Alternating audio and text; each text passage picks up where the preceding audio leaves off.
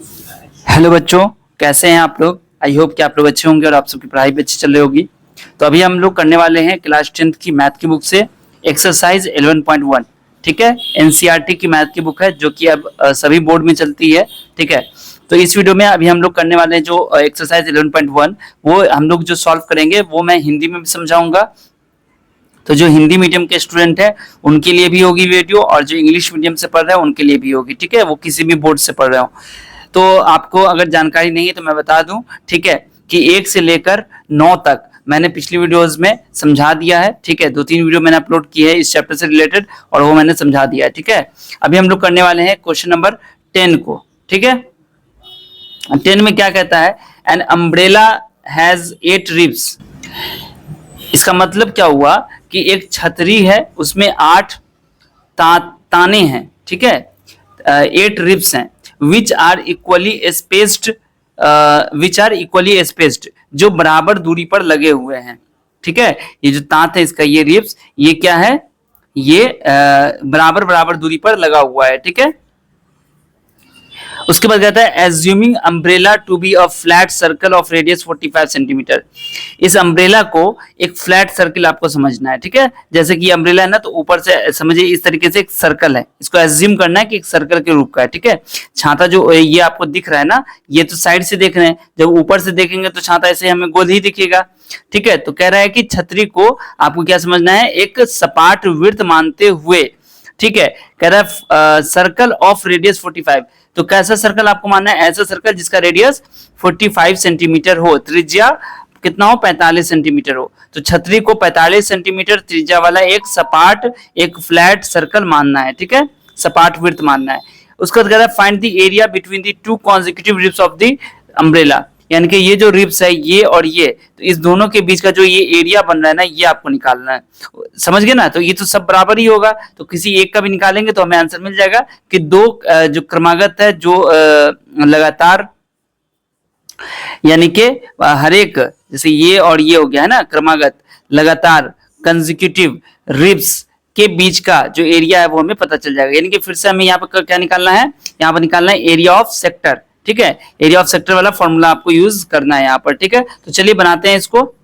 देखो आपका जो यहाँ पर फिगर मैं आपको बना के समझाऊं। ठीक है, तो जो आपका ये यहाँ पर जो अम्ब्रेला है, छतरी है, वो इस तरीके से गोल बना हुआ है। ठीक है, और इधर आपको जो रिब्स लगे हुए हैं, अगर उसको देखोगे तो इस तरीके से कुछ आपका बना हुआ है। ठीक है, ये अब कहा जा रहा है कि इसके बीच का ये जो है ना, ये एक हो गया और ये एक ये हो गया, तो दो लगातार रिब्स यानी कि दो क्रमागत ताने जो हैं उनके बीच का आपको क्षेत्रफल निकालना है। मतलब ये आपको एरिया निकालना है, और जितना ये होगा उतना ही इसके और इसके बीच का जो ये एरिया होगा वो होगा, सब बराबर ही होगा। ठीक है, तो सबसे पहले तो हम देखते हैं कि ये थीटा कितना बन रहा है, क्योंकि ये तो हमको पता है कि 45 सेंटीमीटर कह रहा है, कि ये 45 सेंटीमीटर त्रिज्या वाला एक वृत्त मानना है, एक सर्कल 45 का मानना है। ठीक है, 45 सेंटीमीटर का। तो भाई यहाँ पे तो हम लोग लिखेंगे, आप अगर हिंदी मीडियम से तो आप त्रिज्या लिखेगा। ठीक है, हम यहाँ पर आर लिखना, आप भी आर लिख सकते हो, जो हिंदी मीडियम से पढ़ रहे हो वो भी आर यूज कर सकते हैं। ठीक है, तो आर बराबर क्या हो जाएगा, 45 सेंटीमीटर हो गया। ठीक है, चल ये तो चलिए, ये तो समझ में आ गया। उसके बाद कह रहा है कि यहाँ पर कितना है, तो देखिए ध्यान से, 1 2 3 4 5 6 7 8।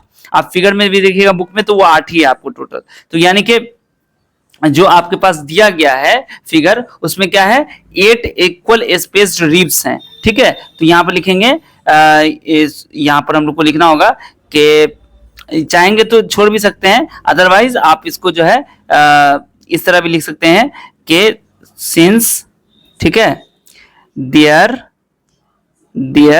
आर 8 इक्वली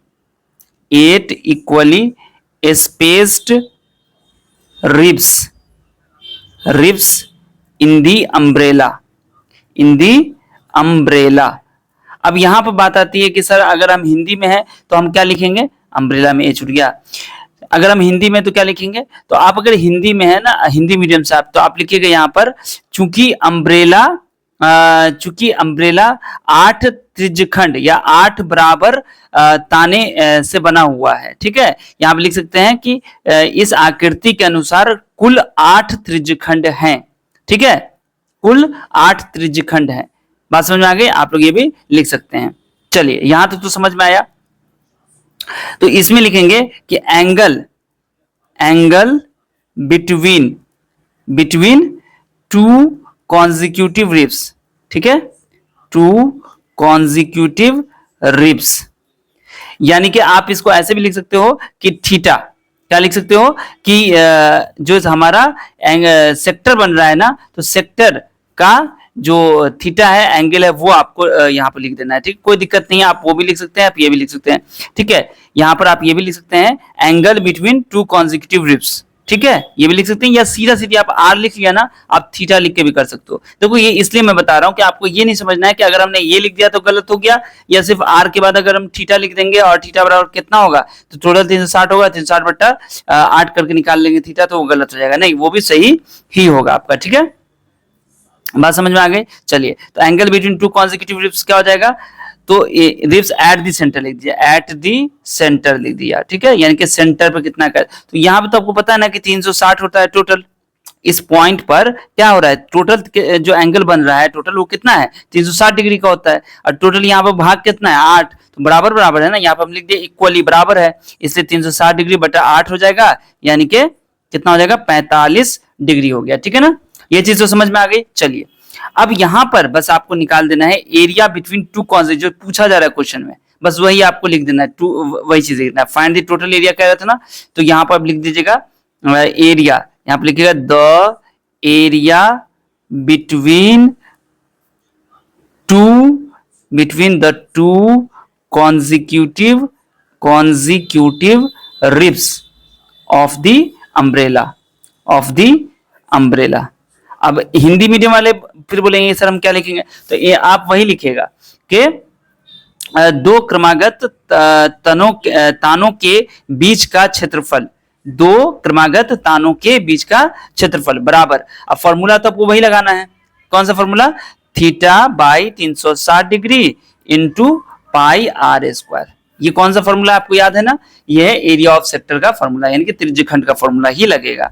ठीक है, अब इसके बाद थीटा कितना है, तो 45 डिग्री है, और 360 डिग्री नीचे रखा, इनटू पाई की वैल्यू कितने लेने हैं, तो पाई की वैल्यू यहाँ पर आपको क्वेश्चन में कोई खास वैल्यू नहीं दिया गया है, तो आप जब भी ऐसा हो कि आपको कहीं पर पाई की वैल्यू नहीं दी गई हो, तो आपको वहां पे क्या कर देना है, 22/7 ले लेना है। ठीक है, बात समझ में आ गई।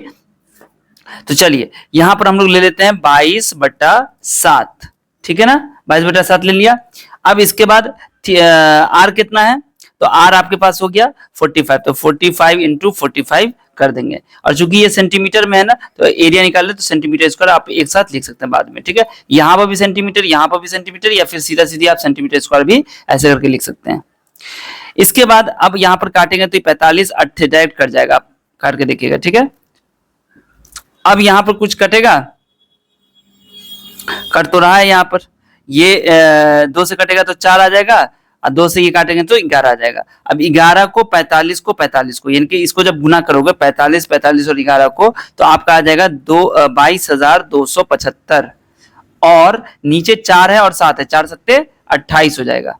अब इसको भाग करिए, तो जब आप भाग करेंगे इसको 28 से, अब ये अगर भाग आपको नहीं आता है तो आप मुझे कमेंट में बताइएगा, तो मैं आपको इसका जो सॉल्यूशन है वो मैं आपको बता दूंगा कि किस तरीके से इस तरह का भाग करते हैं, मैंने बताया हुआ है पहले भी।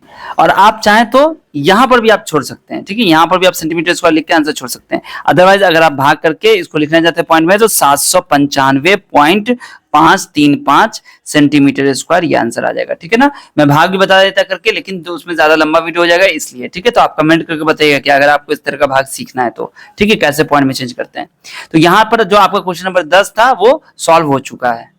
थोड़ा मैंने डिटेल में और धीरे धीरे समझाया ताकि आप जो भी बच्चे यहाँ पर देखे सबको समझ में भी आ जाए। ठीक है, अब यहाँ क्वेश्चन नंबर 11 कहता है, एक कार हैज 2 वाइपर्स, 2 वाइपर हैं कार में, यानी कि वाइपर आपने देखा होगा जो शीशे पे ऐसे लगा रहता है, ऐसे ऐसे चलता रहता है ना, ऐसे ऐसे आपने देखा होगा हर गाड़ी में ऐसे ऐसे लगा रहता है, उसी को वाइपर कहते हैं। विच डू नॉट ओवरलैप, जो एक दूसरे को ओवरलैप नहीं कर रहा है, जैसे मान लो सपोज मेरे पास 2 पेन नहीं है, एक ये है एक ये है, तो ये इसको ओवरलैप नहीं कर रहा, मतलब ये ऐसा नहीं है कि इधर आ रहा है ऐसे और ये इधर आ रहा है ऐसे और ये अपना इधर आ रहा है, ये अलग सर्कल बना रहा है, ये अलग बना रहा है। ठीक है, ओवरलैप नहीं कर रहा है। उसके बाद कह रहा है, यानी कि क्वेश्चन में हिंदी में हो जाएगा परस्पर कभी आच्छादित नहीं होते, यानी कि ओवरलैप नहीं करते। उसके बाद कहता है Each wiper has a blade of length 25 centimetre. हर एक वाइपर में जो ब्लेड की लंबाई है वो 25 सेंटीमीटर दी गई, यानी कि ये जो रेडियस हो गया एक तरीके, ये तो सर्कल ही ना बनेगा, यहां से ऐसे रहेगा और इस तरीके से ऐसे करोगे ऐसे, तो क्या होगा, ये एक रेडियस ही हो गया और एक सर्कल का ये बन रहा है, आर्क बन रहा है यहाँ पर।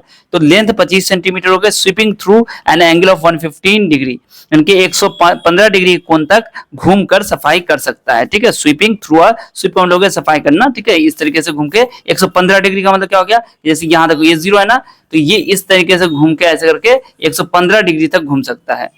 अभी मैं फिगर बनाऊंगा तो आपको समझ में आ जाएगा। 115 डिग्री के कोण तक घूम कर सफाई कर सकता है। अब उसके बाद कहता है find the total area cleaned at each sweep of the blade. यहाँ कहता है टोटल एरिया निकालो, यानी कि हर एक जो स्वीप कर रहा है, सफाई कर रहा है, तो उसके साथ कितना क्षेत्रफल जो है वो साफ हो जाता है, वो आपको मालूम करना है। तो चलिए इसको देखते हैं। देखो आपका जो है ना, यहाँ पर फिगर अगर हम बना के आपको समझाएं तो इस तरीके से है कि मान लो कि जो वाइपर लगा हुआ है ना, वो कैसा होगा, यहाँ पे इस तरीके से, सपोज दैट यहाँ पे ये वाइपर का पहला ये होगा, ठीक है, और ये ऐसे था ना, ऐसे मैंने बताया था ना, ये तो ये इस तरीके से मान लो घूम रहा है, तो ये घूमता हुआ ये यहाँ से, ये मान लो सपोज दैट यहाँ आ गया, मतलब ये यहाँ से यहाँ आ सकता है, ये इस तरीके से ऐसे है ना, तो ये ऐसे करके, अब ये बड़ा ये हमारे पास, ठीक है, बड़ा पेन आपको दिख नहीं रहा होगा, ये जैसे ये है ना, तो ये घूम के ऐसे करके, ये ऐसे करके ऐसे आ रहा है। ठीक है, बात समझ आ गई। तो ये जो एंगल आपका दिया हुआ है ये 115 डिग्री दिया हुआ है। कितना है ये इसका, ये 25 सेंटीमीटर, इसका जो ब्लेड की लंबाई है वो 25 सेंटीमीटर है, तो 2 है ना यहाँ पर। तो पहले हम एक का देखते हैं, वो दोनों का सेम ही आ जाएगा, है ना। चलिए, तो यहाँ पर हम लिखते हैं आर बराबर, ठीक है, आर बराबर हो जाएगा 25 सेंटीमीटर। ध्यान से देखिएगा, जो चीज नहीं समझ में आए पूछ लीजिएगा, ठीक है ना, बार बार हम ये चीज बताते हैं। अब इसके बाद क्या हो जाएगा, तो आर तो हो गया इतना, थीटा बराबर हो गया 115 डिग्री हो गया। ठीक है, तो यहाँ पर आपको फिर से वही चीज लिखना है। इंग्लिश में अगर आप हो तो आप पूरा डिटेल भी लिख सकते हो कि total area cleaned at each sweep, जो क्वेश्चन में दिया गया है। ठीक है, देखो क्वेश्चन में भी आप देखोगे तो वही चीज लिखा होगा यहाँ पर, देखिए यहाँ पर total area cleaned at each sweep of the blade, ये आप लिख लीजिएगा। ठीक है, या नहीं तो आप सीधा सीधी जो है, अगर आपको वो नहीं करना है, लेकिन आप लिखिएगा वही, एग्जाम में भी अगर आता है तो भी आप वही लिखिएगा। और अगर आप सपोज दैट कि आप उतना नहीं लिखना चाहते हैं तो आप सिंपल भी लिख सकते हैं, कोई दिक्कत उसमें नहीं है। जैसे हमने थीटा लिख दिया, उसका एरिया आप निकाल दीजिए, बस हो गया, बात खत्म है। उसके बाद आपको कुछ भी नहीं करना है। ठीक है, तो चलिए यहां पर हम लोग लिखते हैं the total area, the total, वो जो उसमें लिखा हुआ है उसी को हम लिख रहे हैं। ठीक है, टोटल एरिया बुक में जो लिखा गया है, क्लीन्ड एट ईच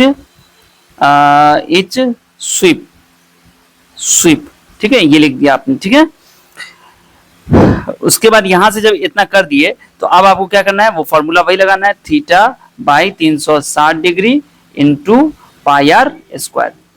तो थीटा क्या है आपके पास, थीटा आपके पास 115 है, तो 115 बटा 360 इंटू पाई की वैल्यू क्या है, फिर से आपको देख लेना है, क्वेश्चन में कोई वैल्यू नहीं दी गई है पाई की, तो 22/7 यूज करना है। ठीक है, अब 22/7 ले लिया, इंटू आर कितना है, तो आर देखो यहाँ 25 है, तो 25 गुने 25 करेंगे। ठीक है, अब यहां से काटना है आपको, काट के आंसर निकाल लेना है। अब यहाँ पे कट रहा है, देखो 5 से तो कट रहा है, 23 पंचे 115 हो जाएगा, और 7 पंचे 35 72 हो गया, 36 गुना 72 हो गया, 11 दूनी 22 हो गया। अब बच्चों आप गुना कीजिएगा, किसको, आप इन सब को गुना कीजिए, 23 को 11 से गुना कीजिए, जितना आएगा उसको 25 से गुना कीजिए, फिर जितना आएगा फिर उसको 25 से गुना कीजिए, तो आपके पास जो आंसर है वो आ जाएगा 1,58,125।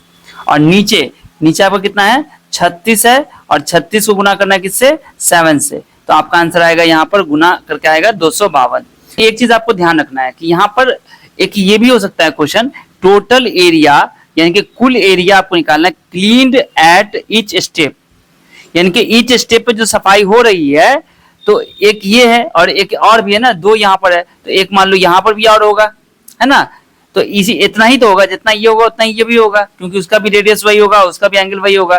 तो आप क्या कीजिएगा, इसको 2 से मल्टीप्लाई कर दीजिएगा। तो यहीं पर आप चाहें तो इसी को, ये पूरा जो है ना, ये पूरा इसी को आप 2 से मल्टीप्लाई कर दीजिए, यानी कि ये आपका 2 से गुना हो जाएगा। तो 2 से गुना हो जाएगा तो कितना बच जाएगा यहाँ पर 126। तो ये आपका आंसर आ जाएगा 1,58,125 बट्टा 126। यहाँ पर ध्यान देना है कि चूंकि हमको कह रहा है total area cleaned at each sweep, total area निकालना है, ठीक है, क्लीन्ड एट ईच स्वीप, हर एक प्रत्येक स्वीप। यहाँ पर क्वेश्चन को ध्यान से देखें तो यहाँ प्रत्येक बुहार के साथ जितना क्षेत्रफल साफ हो जाता है वो ज्ञात करें। प्रत्येक बुहार के साथ, इसके साथ उसके साथ 2 है ना, तो दोनों के साथ कितना एरिया उसका साफ हो जाता है, टोटल एरिया आपको कुल क्षेत्रफल निकालना है, ठीक है। तो इसी यहाँ पर 2 से गुना हुआ है, ठीक है, बात समझ में आ गई। अब इसका जो अगला क्वेश्चन है उसको हम लोग करेंगे अगली वीडियो में, ठीक है। वीडियो ज्यादा लंबी हो गई है और ये वीडियो लंबी होती ही है क्योंकि आपको समझाना जरूरी है, ताकि आपको समझ में भी आ जाए किस तरीके से हम फॉर्मूला को यूज कर रहे हैं, कहाँ पे कौन सा यूज कर रहे हैं, बहुत जरूरी है, ठीक है। चलिए, इस वीडियो को अगर आपको अच्छी लगी है तो लाइक कर दीजिएगा, और हाँ, इस वीडियो को अपने दोस्तों के साथ जरूर शेयर कर दीजिए। सबसे जरूरी काम है आप शेयर जरूर कीजिएगा। इतनी सी बात मेरी मान लीजिए कि कम से कम 2 से 3 दोस्त को जरूर लिंक शेयर कीजिए, ठीक है। खास तौर से जो कमजोर स्टूडेंट है, गर्ल्स हैं, बॉयज, जो भी आप उनको शेयर कीजिए।